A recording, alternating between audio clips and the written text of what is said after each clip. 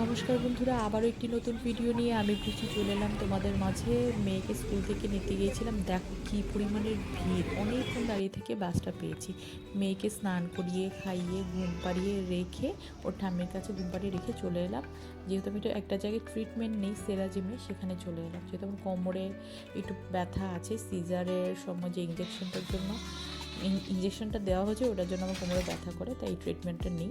তো ওখানে ট্রিটমেন্ট নিতেই হচ্ছে ওর ম্যাম ফোন করেছিল, বললো যে আজকে পড়াবে না। যাই হোক, একটু রিল্যাক্স হয়ে গেলাম, নিয়ে যেতে হবে না, তাই বকুলতলায় এসে অনেকক্ষণ দাঁড়িয়েছিলাম। আমার মন খারাপ হলে এখানে এসে দাঁড়িয়ে থাকি। বাড়ি এসে খিদে পেয়ে গেছে, দেখলাম বড় টাটকা টাটকা শাকসবজি এনে রেখে গেছে। আর ভাবলাম কুমড়ো পাতা বাটা করি, ওই রসুন দিয়ে কালো জিরা দিয়ে যে কুমড়ো পাতা বাটা করে সেটাই করেছিলাম। আর করেছিলাম হচ্ছে মুগ ডাল দিয়ে আর কুমড়ো শাক ডাটা দিয়ে একটু ডাল করেছিলাম। খেতে খুব ভালো হয়েছিল। আর ডাক্তার আমাকে নর্মালি 6টার মধ্যে খাওয়া কমপ্লিট করতে বলেছে, কিন্তু আমার সেটা হয় না। আজকে আমার 8টা বেজে গেছে। এই যে দেখো, ইনি হচ্ছে মোচা। এটাকে কাটতে আমার এতটা কষ্ট হয় কি বলবো। আমি আমার হাজব্যান্ডকে বলি তুমি একদম আনবা না, কিন্তু ও আমার কোনো কথাই শোনে না, ও মোচা নিয়ে আসবেই। তার মধ্যে হচ্ছে মেয়ের পরীক্ষা, সব কাজ সামলে তারপরে হচ্ছে মেয়েকে অনেকটাই সময় দিতে হয়। যাই হোক, পড়াতে পড়াতে আমি খেয়ে নিলাম, মেয়েকেও খাইয়ে দিয়েছিলাম একবারে। ভর্তাটা অনেক মজা হয়েছিল। এটা হচ্ছে পরের দিনে সকালের ভিডিও। আমার এখন ভোর যেহেতু রান্না হয়ে যায়, আমি সকাল 6টা 6:30টার মধ্যে স্নান করে ছাদে চলে এসেছি। এসে আজকে বেশি ফুল ফুটেনি, কারণ আমি শিবের মাথায় সকালে পুজো দিই না, কিন্তু শিবের মাথায় জলটা ঢালার চেষ্টা করি প্রতিদিন। তো ফুল খুব একটা বেশি ফোটেনি, কিন্তু যা আছে আমার হয়ে যাবে। সব ঠাকুরকে ছিঁড়ে একটু একটু করে দেবো, হয়ে যাবে।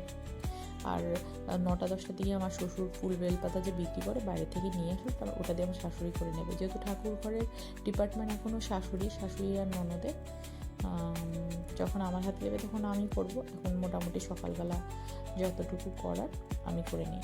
ঠাকুর ঘরটার আমার শাশুড়ি মুছে সুরে দিয়ে যায়, আমি শিবের মাথায় জল টল ঢেলে বেরিয়ে আসি।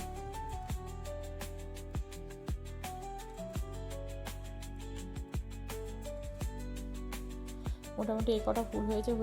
এখন সোজা চলে গেছি আমি ঠাকুর ঘরে।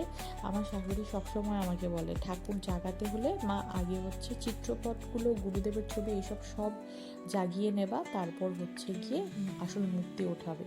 তো আমাদের রাধারানীর বিগ্রহ আছে, রাধারানী শ্রীকৃষ্ণের, এটা হচ্ছে ছোট বিগ্রহ। আরও বড় বড় দুটো বিগ্রহ আছে, ওটা আমার ননদের গুরু ভাইয়ের বাড়িতে আছে। প্রতিদিন ভোগরাগ চড়ানো হয় এই বিগ্রহে। এই বিগ্রহতে প্রত্যেক দিন ভোগরাগ দেখানো হয়। আর যেহেতু নিচে তাড়াতাড়ি চলে এলাম, মেয়েকে স্কুলে পাঠাতে হবে, রেডি করে খাইয়ে টাইয়ে মোটামুটি রেডি। যেটা পারি না আমার হাজব্যান্ড করে দেয়। আমার ভিডিওগুলো তোমাদের ভালো লেগে থাকলে অবশ্যই লাইক কমেন্ট সাবস্ক্রাইব করে পাশে থাকবে। যদি ভালো না লাগে তাহলে কিচ্ছু করতে হবে না।